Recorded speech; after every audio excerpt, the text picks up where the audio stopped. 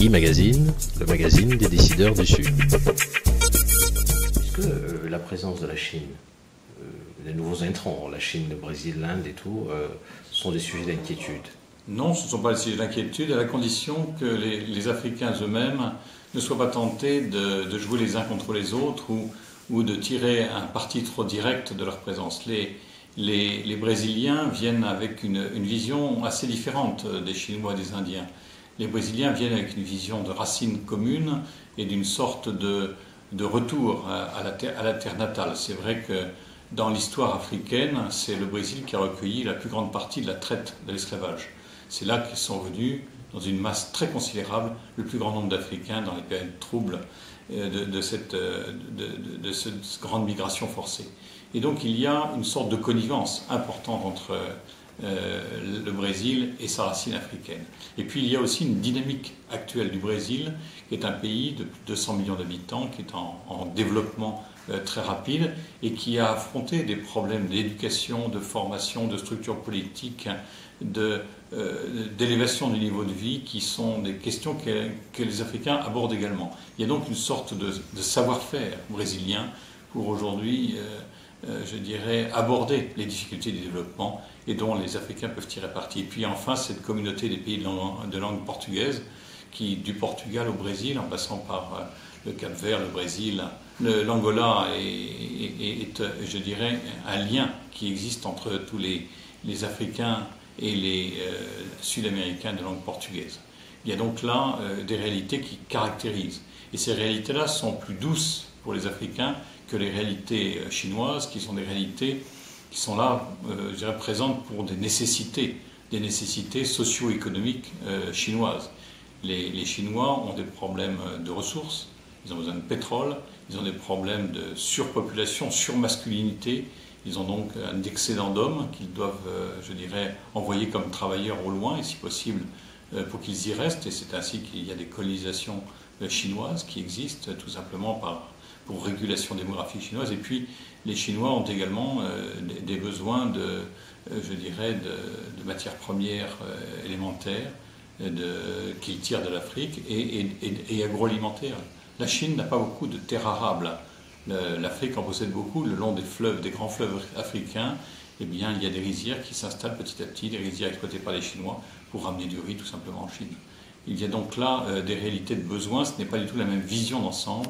Les Chinois qui envahissent, entre guillemets, la Chine le font pour leurs propres intérêts et le font avec une vision très mécanique des choses. Ce n'est pas pour autant qu'ils sont des intrants ou des intrus.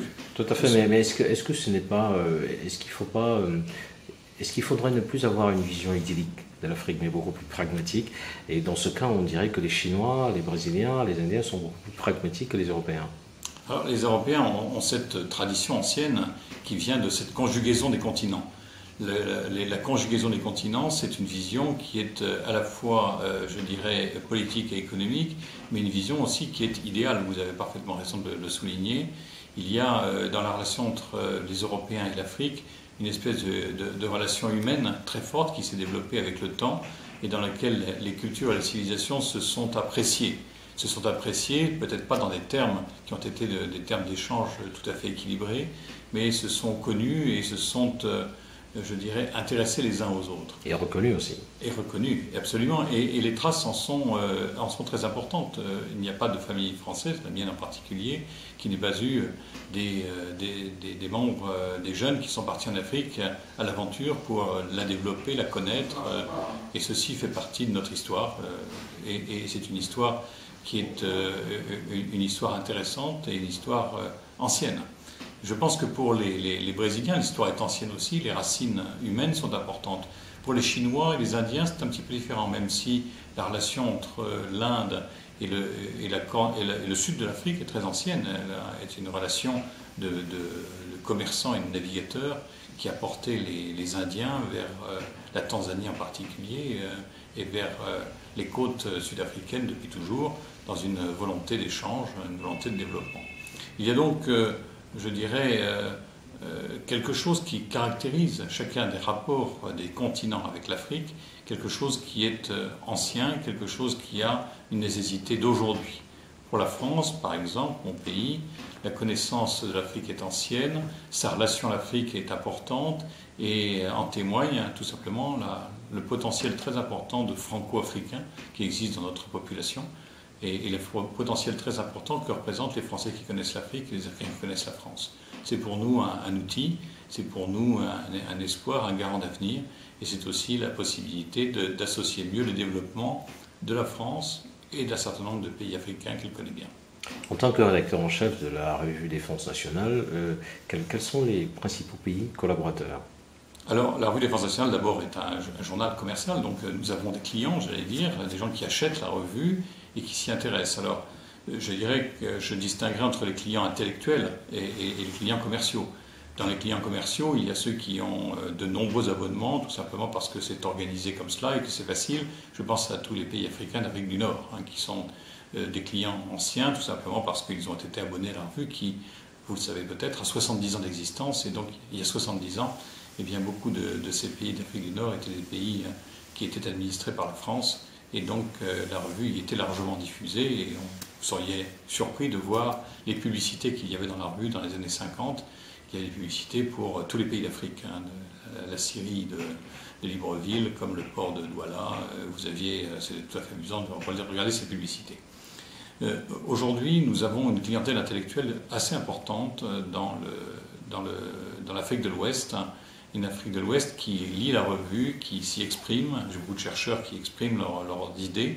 Je n'ai donc pas, j'allais dire, de cible particulière de pays. J'ai plutôt une communauté de chercheurs, une communauté de chercheurs africains qui est dense et qui tourne autour de la Fédération africaine d'études stratégiques qui a été fondée par le Maroc il y a quelques années et qui rassemble une communauté importante de chercheurs francophones et anglophones et avec lequel nous établissons un dialogue très régulier. Je me rends d'ailleurs moi-même assez régulièrement au forum de Marrakech où l'on rencontre les chercheurs africains et je les diffuse et je les reçois très régulièrement quand ils passent à Paris et nous faisons du travail, je dirais, de sciences poétiques ensemble parce que je crois qu'il est indispensable que nous échangions nos idées et nous fassions valoir les uns les autres nos points de vue. Amiral, ça fait près de 30 minutes que nous sommes ensemble. Merci d'avoir accepté ce premier échange, qui ne sera pas le dernier, ça c'est chose promise. Et aussi de comprendre la complexité qui est la vôtre dans les travaux de recherche que vous essayez de diriger à travers sur le continent africain. Merci de nous avoir reçus. Après 30 minutes d'entretien qui vous ont permis, pas d'écrire cette fois-ci, mais de parler visuellement d'Afrique, quelles sont globalement vos impressions? Écoutez, je crois qu'il est tout à fait essentiel que nous continuions à parler de l'Afrique entre pays qui sont, je dirais, embarqués dans le même destin, la même galère. La même galère d'un XXIe siècle compliqué, d'un XXIe siècle dans lequel nous n'aurons pas de solution toute faite. Nous n'avons pas de catalogue de solutions toutes faites, nous avons la nécessité d'inventer l'avenir tous ensemble. Et la relation de la France et l'Afrique est une relation très ancienne. Notre population française est mêlée d'Africains et nous avons sur le sol du continent africain beaucoup de nos compatriotes, qu'ils soient des binationaux ou qu'ils soient des aventuriers, j'allais dire, de l'avenir. Eh bien, pour moi, ce qui est important, c'est de multiplier les occasions de dialogue, c'est de multiplier les regards croisés, c'est de faire en sorte que dans cette conjugaison des continents européens et africains, nous puissions bâtir des choses utiles pour les uns et pour les autres. Amiral, je vous remercie. Merci.